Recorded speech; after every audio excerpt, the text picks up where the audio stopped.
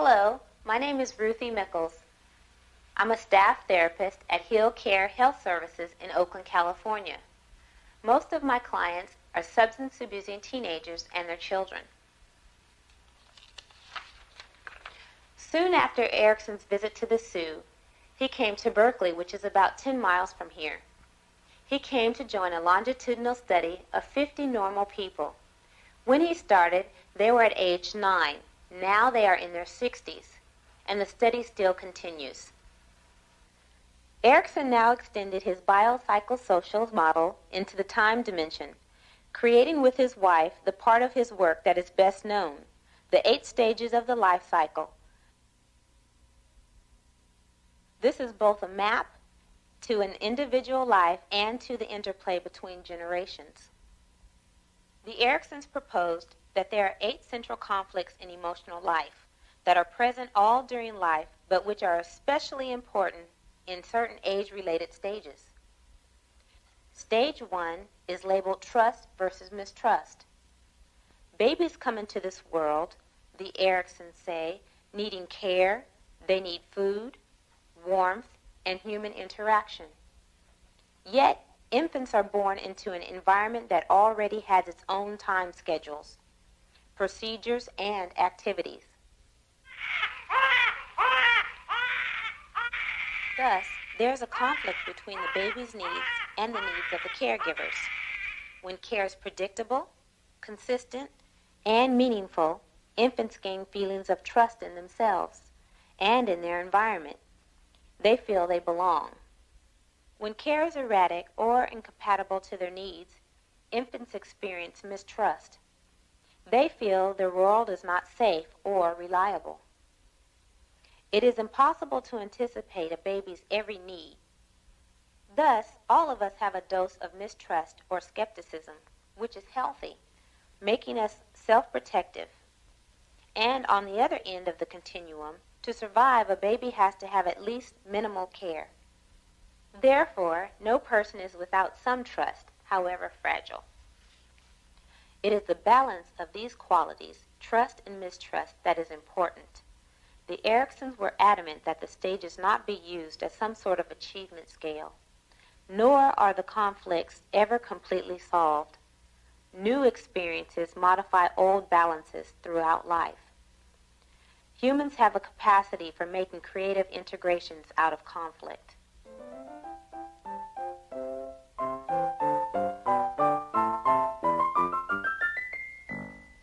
The second stage, autonomy versus shame and doubt, occurs in toddlerhood. Now, the baby who has previously sought contact with his or her caregivers wants independence. Able to physically stand alone and to walk away, the child faces the conflict of wanting to be separate, but also feeling very small and vulnerable. When a child has some choices and is protected from decisions she cannot make, she feels more autonomy than shame or doubt. But caregivers are fallible, and even the most patient and watchful of them cannot protect the child from some accidents and experiences of ridicule. We all have elements of shame and doubt, but some overprotected or underprotected children exhibit them in crippling amounts. Good morning, how are you? How are you? The third stage occurs in what we call the preschool years, and what the Ericksons called the play stage. The conflict of this stage is initiative versus guilt. Buenos días, ¿cómo estás? ¿Cómo estás? Muy bien, gracias, muy bien, gracias. ¿Y usted? ¿Y usted? Esmeralda's waiting for you to swim. You The better child hurry. now Go. has the mental apparatus Here you to go, play yourself out a different swim. roles: Go, swimmers. mother, Swim, father, swim, swim, deep swim, sea swim. diver, artist. Yeah. He or she Look at can him plan go. independently. You're so fast. But the same ability that allows the planning and acting out the new roles also allows the child to anticipate the consequences of his or her actions. He or she is capable of having a conscience. Children who are supported in most of their creative activities and are also protected from carrying out the most dangerous or harmful ones, achieves a good balance between initiative and guilt. Those children who are discouraged from trying out new experiences tend to lack initiative and feel guilty for putting themselves forward.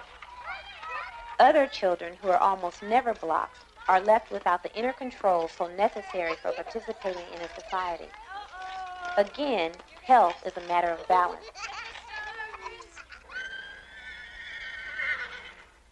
All societies have a systematic way of teaching children the skills they will need in adulthood. The fourth stage is when this occurs. It is labeled industry versus inferiority.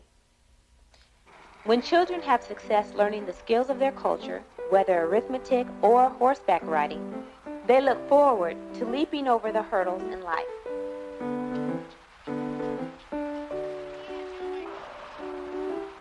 Where they are unable to master a valued skill, they feel inferior and may avoid similar situations in the future.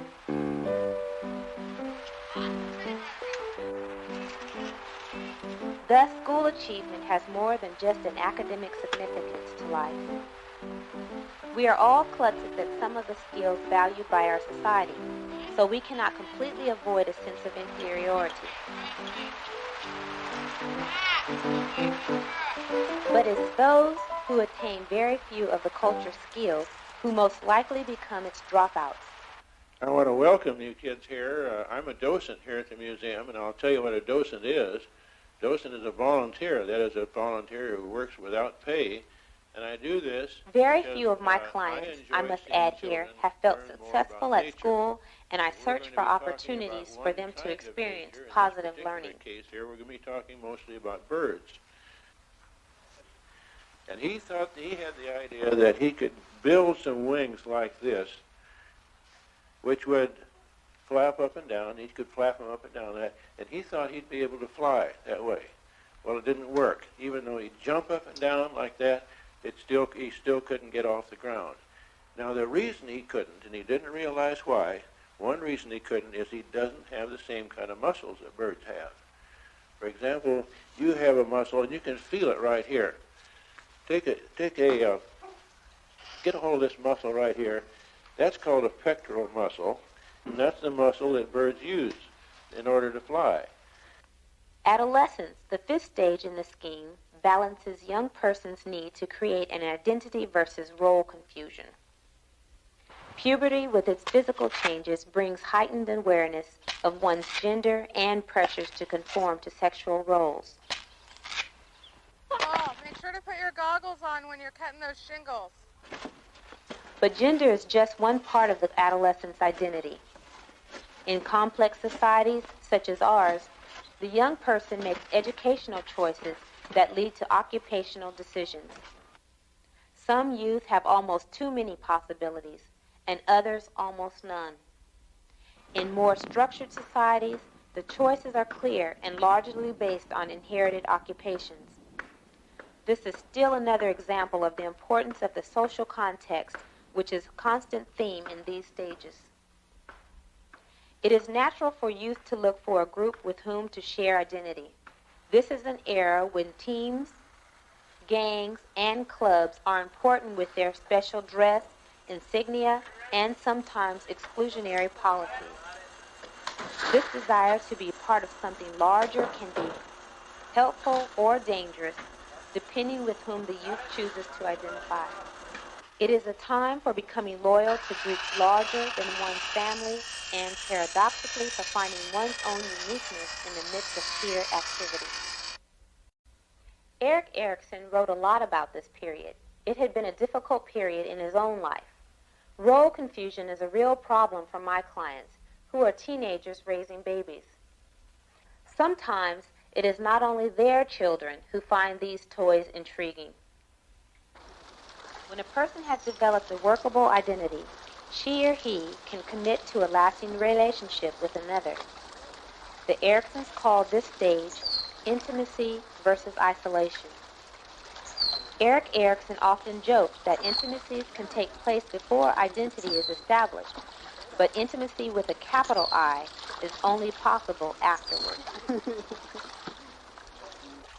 Marriage is obviously the prime example of this, in which two people fuse their identity on a long-term basis. But intimacy does not only refer to sexual relationships. The Ericksons made the point that it could also refer to the ability to form close friendships and work alliances. Isolation is the counterpoint. Because we are individuals, complete fusion with another individual is not possible. Only one person lives in each body on this planet. Pathological isolation occurs when a person can't share themselves with others on anything but a superficial level, or can't deal with people who are at all different.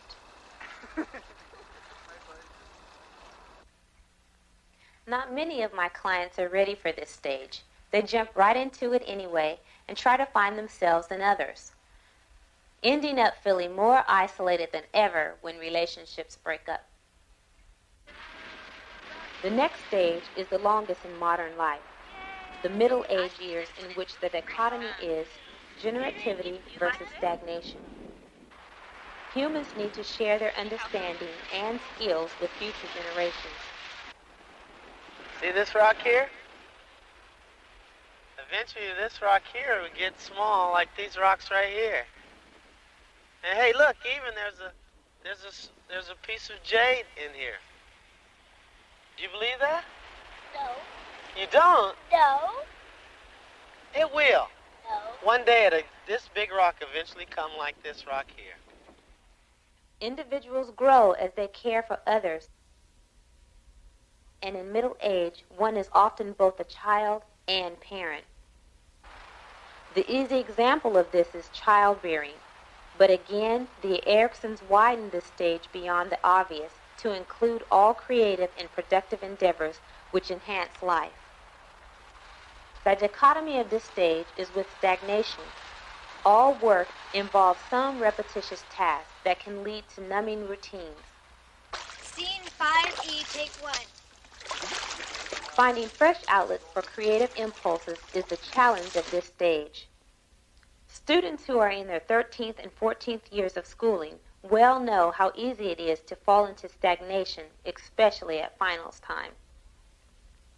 The last stage of life is labeled integrity versus despair.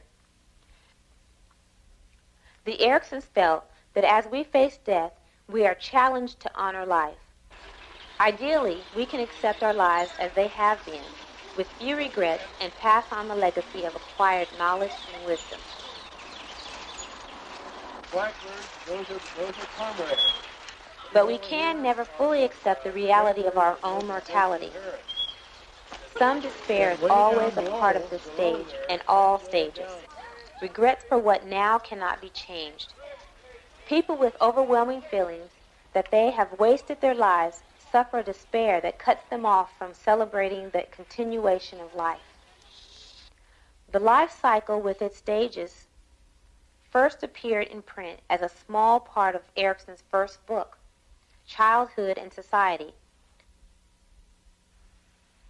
Erickson's life stages are important for everyone, not only psychology classes. We can make a difference. Reviewing the stages again makes me think of the importance of each human life. If children were taken care of the way they should be, we would not have people dying senseless deaths. I would like to dedicate this part of the film to my two nephews, Angelo and Willis Odom, who were unable to complete the life stages because they were shot not far from here.